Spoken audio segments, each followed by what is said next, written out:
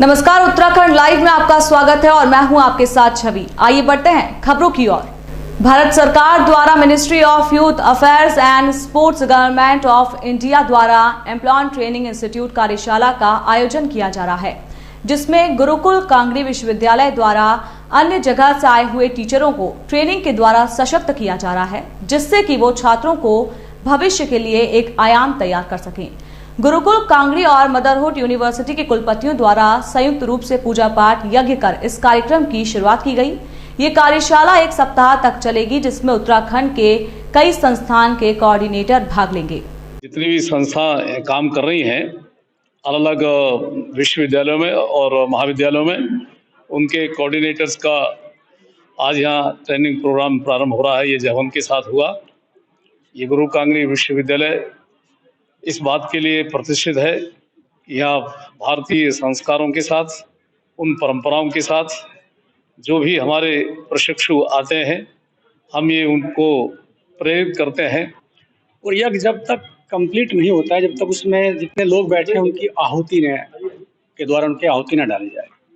तो मुझे लगता है जितने भी यहाँ पर शिक्षक हैं जो ट्रेनिंग लेने आए हैं, उस सभी ट्रेनर्स यहाँ से एक आहुति डालने के साथ यहाँ से जाएंगे। जिला चिकित्सालय पौड़ी में सेवा दे रहे कुछ डॉक्टर्स की शराब के नशे में धुत होकर हुड़दंग मचाने पर जमकर पिटाई हो गई। मामला इस कदर बढ़ा कि इस लड़ाई में लाठी डंडे तक चलने लगे और मामला अब थाना कोतवाली तक जा पहुंचा।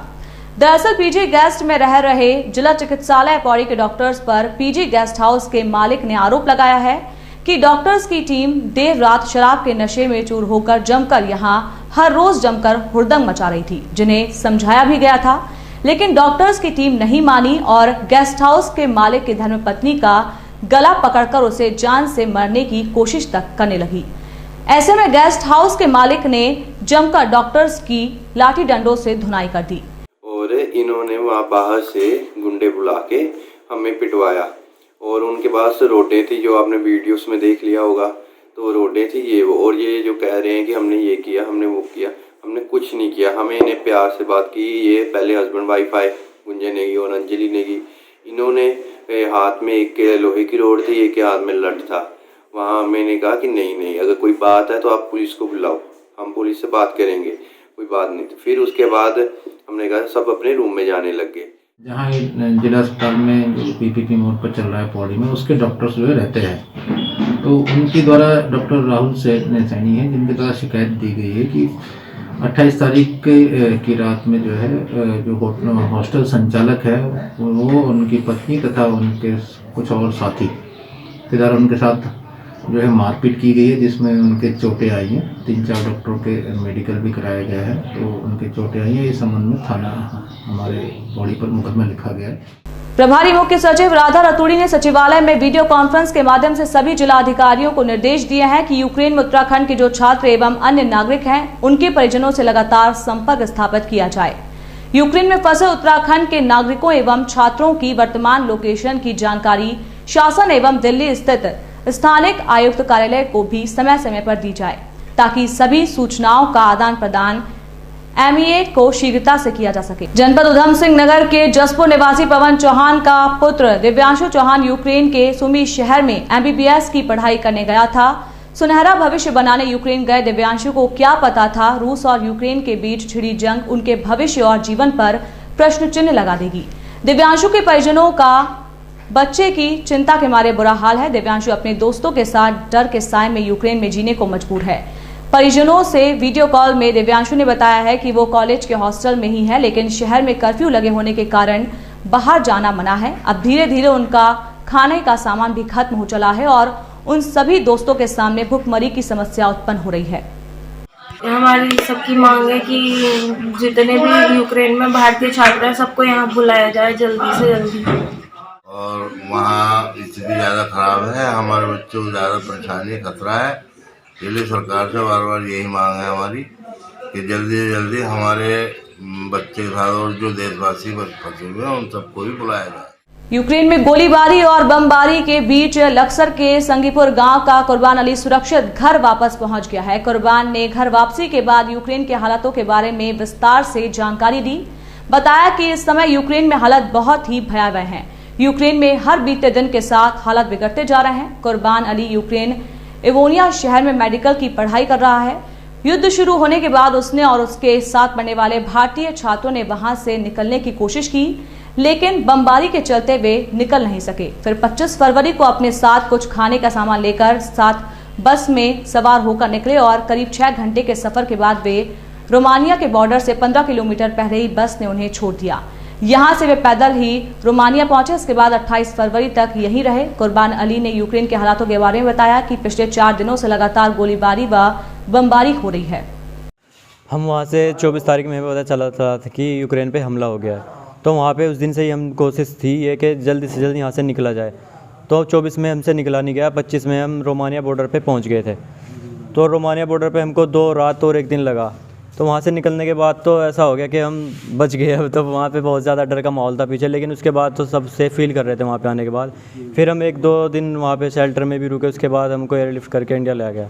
भारत सरकार ने कोई मदद नहीं की? भारत सरकार ने मदद तो ये की कि एयरलिफ्ट किया हमको, उसका कोई टिकट नहीं लगा उसका एयरप्लेन का, उसमें फ्री ऑफ कॉस्ट था वो। बाकी फिर वहाँ से लेकिन बॉर्डर से निकलना बहुत मुश्किल हो रहा है। वहाँ पे बहुत ज़्यादा रश है। उसमें एम्बेसी के आदमियों ने कुछ मदद नहीं की हमारी वहाँ से निकलने में, क्योंकि वहाँ पे 2-3 दिन सबके ऐसे ही निकल रहे हैं कि 2 दिन 3 दिन ऐसे ही लग रहे हैं सबको। वहाँ पे ना खाने की व्यवस्था है और ना सर्दी। वहाँ पे आपको पता है कितने माइनस में रहती है, -8 डिग्री -6 डिग्री टेम्परेचर अभी भी वहाँ का हो रहा है। हम बहुत खुश है, सब परिवार के लोग भी खुश है, गांव बस्ती के सब भी। बस थोड़ा दुख यही है कि जो वहाँ फंसे हुए भारतीय हैं, सरकार को चाहिए कि बहुत जल्दी उनको निकालने की कोशिश। कांग्रेस को सत्ता में आने का पूरा विश्वास है। आज कांग्रेस के प्रदेश कार्यालय में कांग्रेस के पूर्व एमएलए एवं कार्यकारी प्रदेश अध्यक्ष डॉक्टर जीतराम ने बताया कि कांग्रेस इस चुनाव में बहुत मजबूत स्थिति में है। जिस प्रकार बीते 5 वर्षों में भाजपा ने कुछ भी कार्य नहीं करे, केवल जनता को ठगने का काम किया है, इस प्रदेश के विकास को पीछे धकेलने का काम किया है, जिसके चलते जनता कांग्रेस की तरफ आ रही है और कांग्रेस को भारी बहुमत जनता का मिल रहा है। कांग्रेस बहुत मजबूत स्थिति में है। जिस तरह से बीजेपी ने पिछले 5 साल में इस प्रदेश को ठगने का काम किया, यहाँ की जनता को बेवकूफ़ बनाने का काम किया, यहाँ लोगों को गुमराह करने का काम किया, इस प्रदेश के विकास को पीछे धकेलने का काम किया, तो उसके परिणाम स्वरूप जिस तरह से महंगाई और बेरोजगारी आज देश के अंदर प्रदेश के अंदर है, उससे आज जनता कांग्रेस की ओर देख रही है और कांग्रेस को भारी बहुमत जनता का मिल रहा है, भारी आशीर्वाद जनता का मिल रहा है। और मैं जनता को धन्यवाद भी देना चाहूँगा कि जनता ने जो खुल करके कांग्रेस के पक्ष में वोट किया है। यूक्रेन में फंसे भारतीय छात्रों को वापस लाने में जिस प्रकार की देरी हो रही है, उसी के चलते एनएसयूआई के छात्र आज गांधी पार्क के सामने धरना प्रदर्शन करने एनएसयूआई के प्रदेश अध्यक्ष मोहन भंडारी ने बताया कि जिस प्रकार यूक्रेन में युद्ध चल रहा है और हजारों की मात्रा में भारतीय छात्र वहां बॉर्डर पर फंसे हुए हैं, पर पर्याप्त मात्रा में फ्लाइट न होने के कारण वो वापस नहीं आ पा रहे हैं। उन्होंने बताया है कि धरना प्रदर्शन की मांग ये है कि विदेश मंत्रालय उचित संख्या में फ्लाइटों की व्यवस्था कराए, जिससे भारतीय छात्र वहां से सुरक्षित वापस आ पाएं। होश में आओ, केंद्र सरकार होश में आओ, होश में आओ, होश में आओ, नरेंद्र मोदी हाय हाय हाय हाय हाय। आज हमारे सभी राज्य इकाइयों ने ये प्रदर्शन अपने अपने राज्यों में किया था। अगर सरकार अब भी नहीं जागती और लगातार छात्रों की ऐसी स्थिति वहाँ पर बॉर्डर पर बनी रहती है, तो हम लोग विश्वविद्यालय और महाविद्यालयों में भी इस प्रदर्शन को आगे बढ़ाएंगे।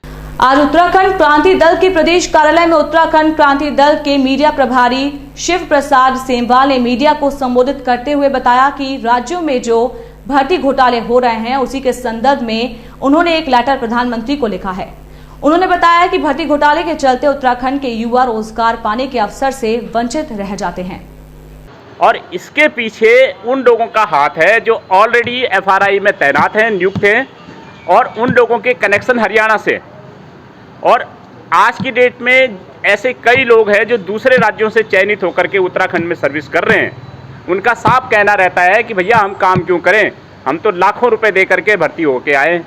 तो आप सोचिए कि एक और तो जो योग्य अभ्यर्थी हैं वो चयन से बाहर हो गए। उत्तराखंड लाइव में फिलहाल इतना ही। मुझे दीजिए इजाजत। नमस्कार। ईएमएस टीवी के यूट्यूब चैनल को सब्सक्राइब करें और बेल आइकन दबाएं। साथ ही ईएमएस न्यूज ऐप डाउनलोड करें।